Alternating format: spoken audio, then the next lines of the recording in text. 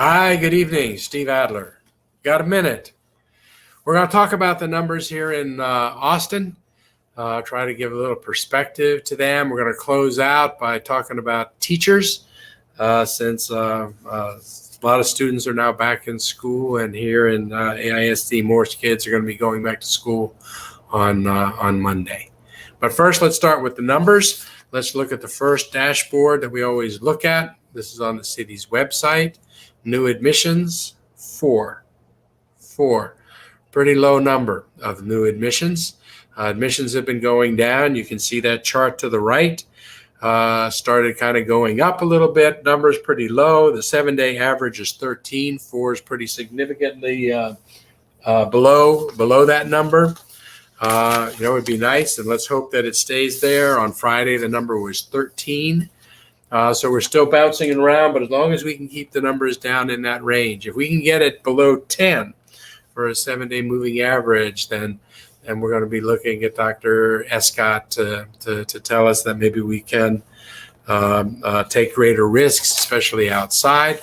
But we have to get it below 10. We have to promise and actually continue wearing masks, do our social distancing, because the only way we can hold on to this is if we maintain those behaviors. If people relax as the numbers go down and we don't hold on to those behaviors, especially masking, then the numbers will go up. I think the numbers right now in the United States, 21 states are seeing increases in the number of cases. 21 states, they're seeing upticks. That is not what we want to do. So we have to maintain that discipline. Anyhow, 13 7-day average, 4 tonight. The number of actual cases, 91. 7-day running average, 107. So those are real close to one another.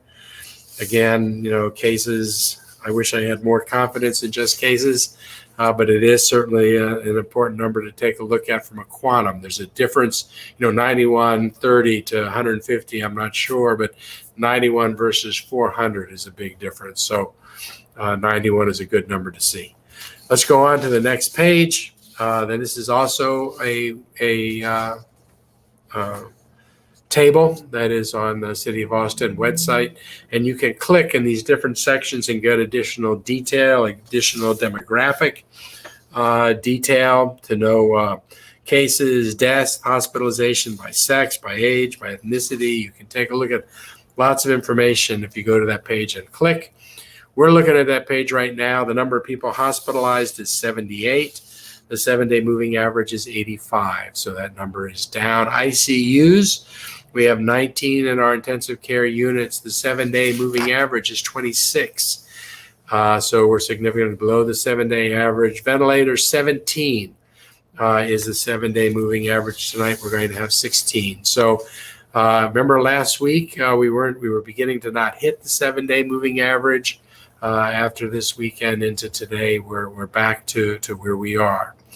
The number of new cases, that 91 brings us up to 29,343. The number of people that have died is 426, unchanged from yesterday, but 6 people more than Friday when last we talked about.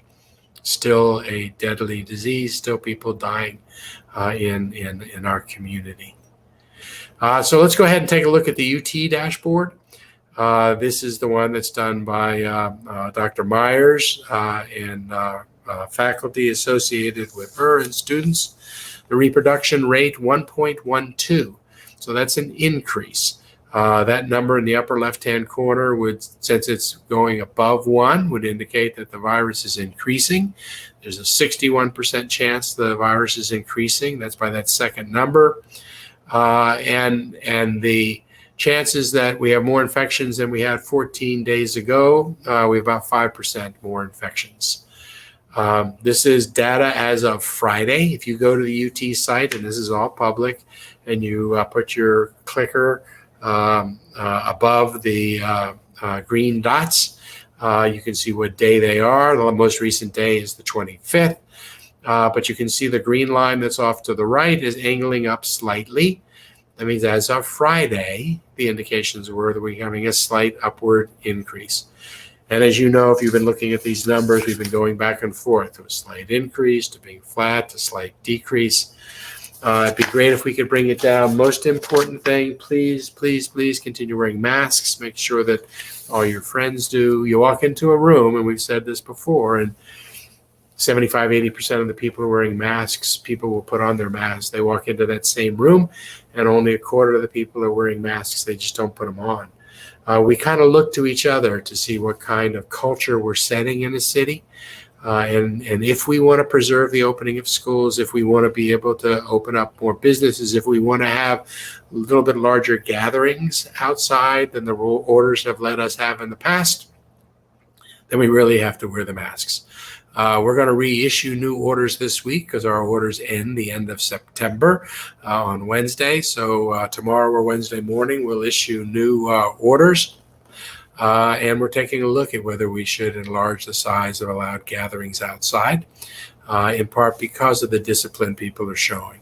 We were nervous about Labor Day. We haven't seen a spike associated with that. We were nervous about all the people coming from the hurricane. Haven't really seen a spike associated with that. We have had more cases associated with students, but they seem to be contained thus far within that students group.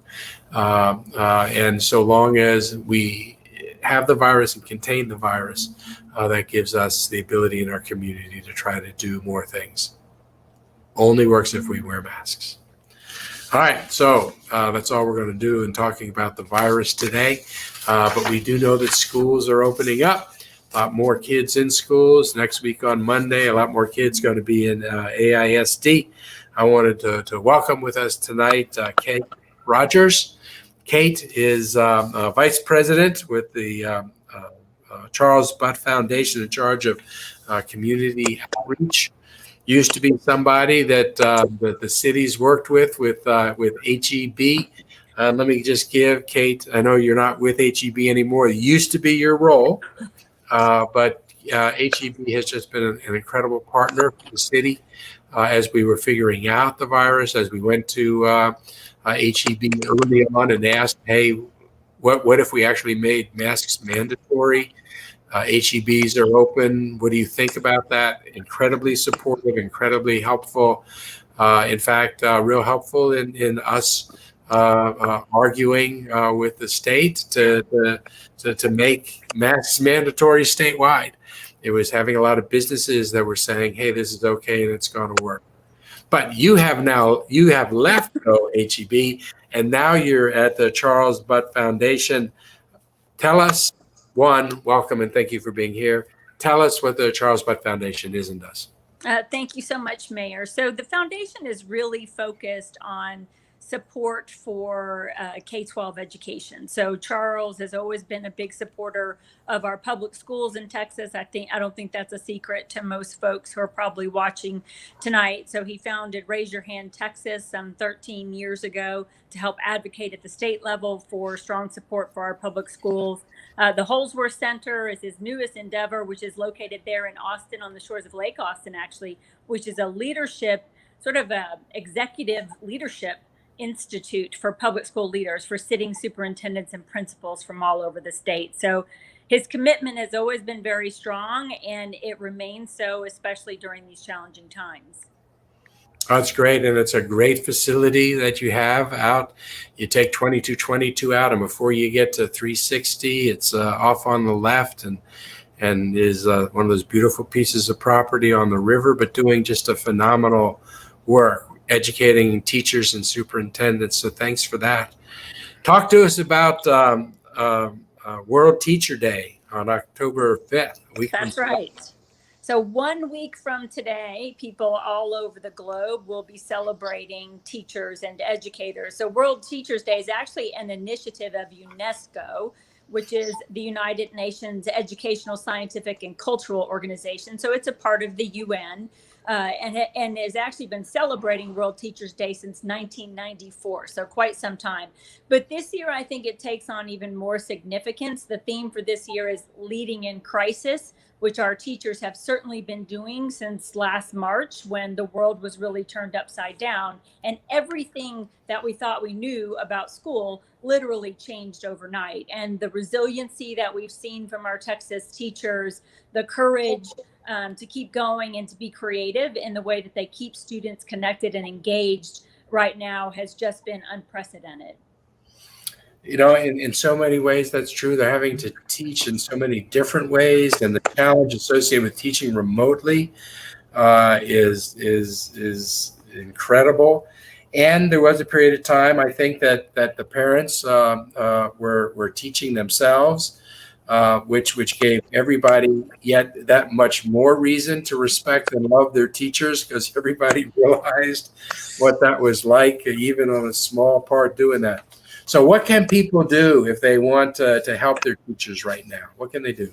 So Teachers Can, which is actually the group that is sort of encouraging people to get involved in World Teachers Day. Teachers Can is a coalition that's made up of about 125 businesses and organizations from around the state. Of course, HEB is one of those, as is the Charles Butt Foundation, but there are many, many others from around the state, including some of our state's most iconic brands like Whataburger, the Spurs, the Rangers, Frostbank, etc.